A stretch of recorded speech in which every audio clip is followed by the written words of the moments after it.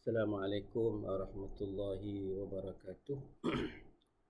Bismillahirrahmanirrahim. Alhamdulillah. Wassalatu wassalamu ala Rasulillah wa ala alihi wa sahbihi ajma'in. Subhanaka la ilma lana illa ma 'allamtana innaka antal alimul hakim. Rabbi shrah li sadri wa yassir li amri wahlul 'uqdatam min lisani yafqahu qawli. Alhamdulillah, Allah Subhanahu wa taala mengizinkan kita untuk meneruskan ibadah dalam bulan Ramadan Al-Mubarak, dan hari ini adalah hari yang kelima. Syukur Alhamdulillah.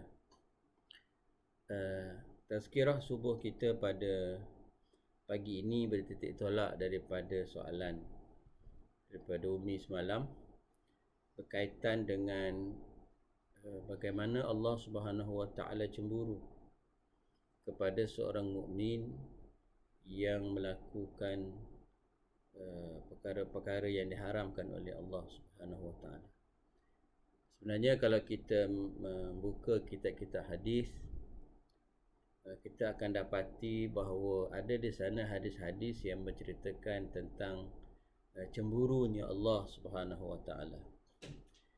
Contohnya adalah hadis riwayat Al-Bukhari dan Muslim muttafaqun alaih, yang diceritakan oleh Abu Hurairah radhiyallahu anhu, anin Nabi sallallahu alaihi wasallam qala inna Allaha yagharu wa ghairatullahi an ya'tiyal mu'minu ma harramallah. Bermaksud, Nabi sallallahu alaihi wasallam bersabda, sesungguhnya Allah itu mencemburui, dan cemburu Allah Subhanahu wa taala itu ialah apabila seorang mukmin mendatangi apa yang diharamkan oleh Allah Subhanahu wa taala. Dan banyak lagi sebenarnya hadis-hadis yang berkaitan dengan cemburu Allah Subhanahu wa taala ini, sehingga Imam Bukhari dia meletakkan satu bab khas dalam kitabnya, babun qaulun Nabi sallallahu alaihi wasallam la syakhsa aghyar min Allah. Bab sabdaan Nabi sallallahu alaihi wasallam, tidak ada yang lebih cemburu daripada Allah Subhanahu wa taala. Jadi persoalannya, bagaimana bentuk cemburu Allah taala itu? Yang pertama, kita kena beriman bahawa perkataan cemburu itu kalau dalam kehidupan sehari-harian, dia banyak lebih merujuk kepada apa? Kehidupan suami dan isteri. Selalunya gitulah. Bila isteri cemburu kepada suaminya, ataupun suami cemburu kepada isteri, perkataan itu dikongsi yang kita pakai dalam kehidupan seharian. Dan Nabi SAW cerita tentang cemburunya Allah. Jadi prinsip pertama yang perlu kita mengimani, walaupun perkataan itu sama, tetapi hakikatnya berbeza. Maksudnya, cemburu manusia dengan cemburu Allah Ta'ala, nombor satu sekali kita kena mengimani tak serupa. Cemburu manusia ni kadang-kadang dibina atas sangka-sangkaan. Kadang-kadang didorong oleh emosi, tidak didasari dengan fakta, ataupun lebih mempercayai gosip-gosip ataupun khabar-khabar angin, maka timbullah cemburu.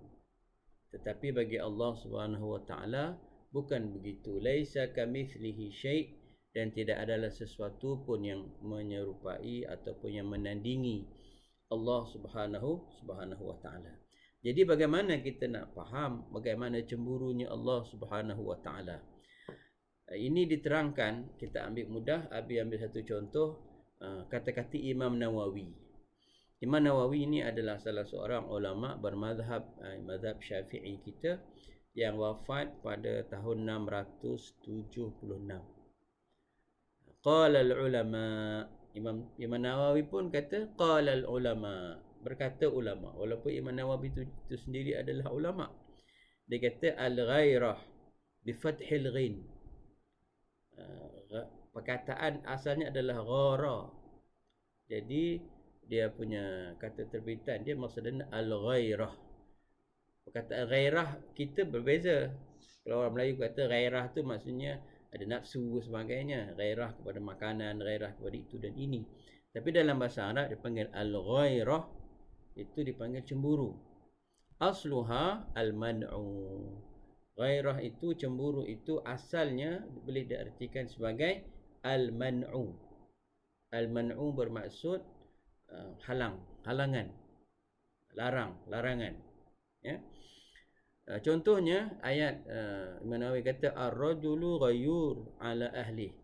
Seorang lelaki itu cemburu kepada keluarganya. Apa maksudnya?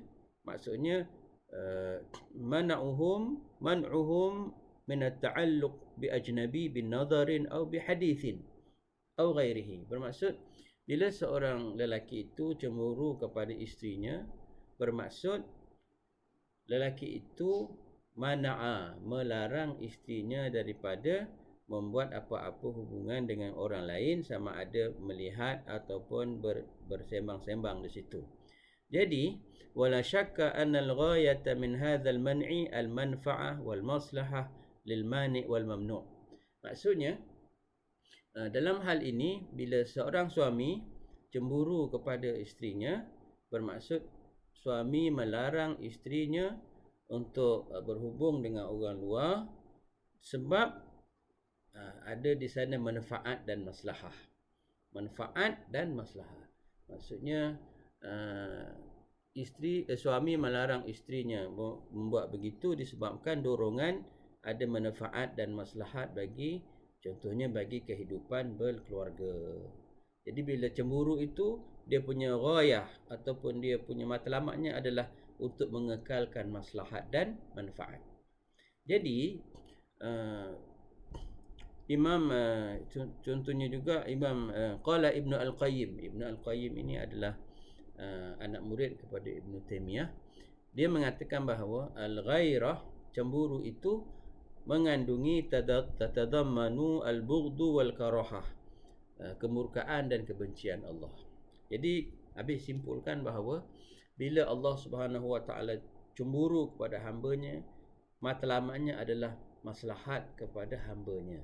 Jadi kalau seseorang itu, hadis yang kita sebut tadi, cemburunya Allah apabila seorang mukmin mendatangi apa yang diharamkan oleh Allah. Kerana apa? Apa yang diharamkan oleh Allah itu ada mafsadah, ada kerosakan, ada dosa. Jadi bila Allah SWT cemburu, maksudnya Allah SWT melarang hamba-Nya untuk mendatangi apa yang diharamkan oleh Allah. Sebab apa? Sebab kebaikan dan maslahat hamba-Nya. Jadi itu bentuk cemburu.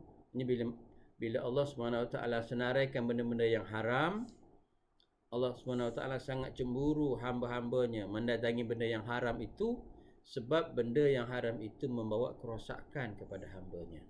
Itulah yang dimaknakan sebagai ghairatullah ala abdihi, cemburu Allah SWT terhadap hamba-hambanya. Kan ia berbeza dengan cemburu manusia sesama manusia itu, kerana cemburunya Allah kepada hambanya menunjukkan kasih sayang Allah kepada hambanya, kerana melarang perkara-perkara haram didatangi oleh hambanya kerana membawa kemudaratan dan mafsadah kepada hamba itu sendiri. Wallahu alam. Dan Ramadan ini adalah kita melatih diri kita untuk kita menjauhi perkara-perkara yang dilarang dalam bulan Ramadan. Bulan lain ada perkara-perkara yang tidak dilarang, tapi bulan Ramadan kita melatih diri untuk kita melarang diri kita daripada perkara-perkara yang boleh merosakkan puasa kita, walaupun sesetengah perkara halal pada bulan-bulan yang lain. Kalau kita boleh patuhi, insya-Allah benda yang haram lebih-lebih lagi kita dapat jauhi. Wallahu a'lam, sallallahu ala sayyidina Muhammad wa ala alihi wa sahbihi ajma'in. Alhamdulillahirabbil alamin. Assalamualaikum warahmatullahi wabarakatuh.